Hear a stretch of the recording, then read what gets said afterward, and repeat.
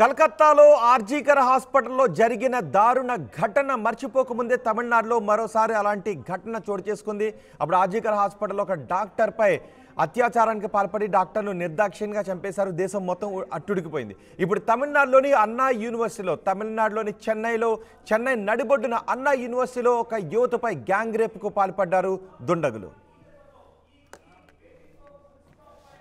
స్నేహితుడితో ఒక విద్యార్థిని మాట్లాడుతూ ఉండగా విద్యార్థిని కొట్టి ఆ విద్యార్థినిపై దాడి చేసి ఈ విద్యార్థినిపై లైంగిక దాడికి పాల్పడ్డారు. ఆ ఇద్దరు దుండగులు కూడా స్నేహితుని కొట్టి తరిమేసి అత్యాచారానికి పాల్పడ్డారు. తనపై అత్యాచారానికి పాల్పడ్డ వారిపై స్నేహితుడితో కలిసి పోలీస్ స్టేషన్లో ఫిర్యాదు చేసింది బాధితురాలి ఫిర్యాదుతో పోలీసులు విచారణ ప్రారంభించారు. ఒక నిందితుడిని అదుపులోకి తీసుకున్నట్టుగా తెలుస్తోంది. ఆ నిందితుడి వివరాలు కూడా తెలుస్తున్నాయి. నిందితుడు అక్కడ ఫుట్పాత్పై బిర్యానీ అమ్ముకునే జ్ఞానేశ్వర్గా గుర్తించారు. జ్ఞానేశ్వర్ అతని స్నేహితుడితో కలిసి ఆ విద్యార్థి తన స్నేహితుడితో మాట్లాడుతూ ఉండగా స్నేహితుడిపై దాడి చేసి అతన్ని తరిమేసి ఈ విద్యార్థినిపై లైంగిక దాడికి పాల్పడినట్టుగా తెలుస్తోంది. అత్యాచారానికి పాల్పడినట్టుగా తెలుస్తోంది. అత్యాచారానికి పాల్పడిన వారిలో ఒకడు ఫుట్పాత్పై బిర్యానీ అమ్ముకునే జ్ఞానశేఖర్గా గుర్తించాడు. జ్ఞానశేఖర్పై గతంలో కూడా పలు కేసులు ఉన్నట్టుగా పోలీసులు చెప్తున్నారు. మరో నిందితుడి కోసం పోలీసులు గాలిస్తున్నారు. విద్యార్థినిపై అత్యాచార ఘటన వెలుగులోకి రాగానే తమిళనాడులో విద్యార్థి సంఘాలు ఆందోళన వ్యక్తం చేస్తున్నాయి. అన్నా యూనివర్సిటీలో ఈ గ్యాంగ్ రేప్ ఘటన చోటు చేసుకుంది. ఇప్పటికే ఒక నిందితుడిని అదుపులోకి తీసుకున్నామని పోలీసులు చెప్తున్నారు. మరొక నిందితుడి కోసం గాలిస్తున్నారు. యూనివర్సిటీలో లైంగిక దాడి పట్ల విపక్షాలు కూడా ఆందోళన చేస్తున్నాయి. చెన్నైలో శాంతి భద్రతలు పూర్తిగా దిగజారాయంటూ ప్రతిపక్షాలు విమర్శలు చేస్తున్నారు. తమిళనాడులోని అన్నా యూనివర్సిటీ ప్రతిష్టాత్మక యూనివర్సిటీ అది. ఈ క్యాంపస్లోనే ఇలాంటి ఘటన చోటు చేసుకోవడంపై మరింత ఆందోళన వ్యక్తమవుతోంది. ఇంజనీరింగ్ విద్యార్థినిపై ఇద్దరు దుండగులు అత్యాచారానికి పాల్పడ్డారు. బాధితురాలు ఇచ్చిన ఫిర్యాదుతో కేసు నమోదు చేసి పోలీసులు విచారణ చేస్తున్నారు. అయితే ఘటన ఆలస్యంగా వెలుగులోకి వచ్చింది. డిసెంబర్ 23వ తారీఖున రాత్రి బాధితురాలు ఆమె స్నేహితుడితో కలిసి అన్నా యూనివర్సిటీ క్యాంపస్లో కలిసి అక్కడ మాట్లాడుకుంటూ ఉన్నారు. ఇంతలో అక్కడికి వచ్చిన ఫుట్పాత్పై బిర్యానీ అమ్ముకునే జ్ఞానేశ్వర్ అతని స్నేహితుడితో కలిసి అక్కడికి వచ్చి ఈ విద్యార్థిని స్నేహితుడిని దాడి చేసి అతన్ని అక్కడి నుంచి తరిమేసి విద్యార్థినిపై ఈ అఘాయిత్యానికి పాల్పడినట్టుగా తెలుస్తోంది.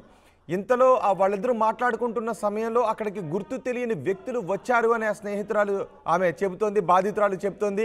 ఆమె స్నేహితుడిని దారుణంగా కొట్టి బయటకు తరిమేశారని చెప్తున్నారు. అన్నా యూనివర్సిటీ క్యాంపస్లోనే ఇంతటి దారుణమైన ఘటన చోటు చేసుకోవడంపై విద్యార్థి సంఘాలు ఆందోళన వ్యక్తం చేస్తున్నాయి. విద్యార్థి సంఘాలు అక్కడికి చేరుకుని ఆందోళన వ్యక్తం చేస్తున్న దృశ్యాలు కూడా మనం చూడొచ్చు. పెద్ద ఎత్తున విద్యార్థి సంఘాలు ప్రతిపక్షాలు ఆగ్రహాన్ని వ్యక్తం చేస్తున్నాయి. ఈ ఘటన తరువాత ఆమెకు సంబంధించిన నగ్న ఫోటోలను సెల్ ఫోన్తో దుండగులు తీసినట్టుగా కూడా తెలుస్తోంది. ఈ విషయాన్ని కూడా ఆమె పోలీసులకు చెప్పారు. పోలీసులకు ఫిర్యాదు చేస్తే ఆ ఫోటోలను సోషల్ మీడియాలో పోస్ట్ చేస్తామంటూ ఈ అఘాయిత్యానికి పాల్పడిన దుండగులు ఆమెను బెదిరించినట్టుగా కూడా తెలుస్తోంది. అయినప్పటికీ కూడా ఈ ఘటనపై తన స్నేహితుడితో కలిసి పోలీస్ స్టేషన్కి వెళ్ళి ఫిర్యాదు చేశారు. కేసు నమోదు చేసిన పోలీసులు ఒక వ్యక్తిని అదుపులోకి తీసుకున్నారు. అతనే ఫుట్పాత్పై బిర్యానీ అమ్ముకునే జ్ఞానేశ్వర్గా గుర్తిస్తున్నారు. ఈ అఘాయిత్యానికి పాల్పడిన తర్వాత ఆ యువతి నగ్న ఫోటోలను తమ సెల్ ఫోన్లో తీసుకున్న తర్వాత బెదిరించి వెళ్ళిపోయారు. ఒకవేళ పోలీసులకు ఈ విషయాన్ని గురించి ఫిర్యాదు చేస్తే ఈ ఫోటోలను నెట్లో పోస్ట్ చేస్తామంటూ వాళ్ళు బెదిరించి వెళ్లారు. అయినప్పటికీ ఆమె భయపడకుండా మరుసటి రోజు తన స్నేహితుడితో కలిసి పోలీస్ స్టేషన్కి వెళ్ళి స్వయంగా ఫిర్యాదు చేశారు. బాధితురాలు ఇచ్చిన ఫిర్యాదుతో రంగంలోకి దిగిన పోలీసులు సీసీ ఫుటేజ్ సాయంతో ఓ నిందితుడిని ఇప్పటికే పట్టుకున్నారు.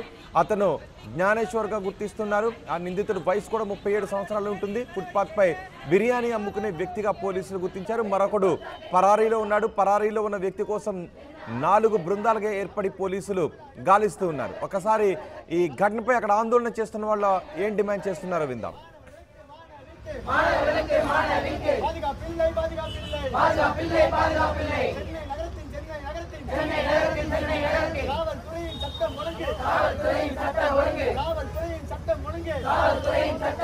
வேடிக்கை பார்க்குதா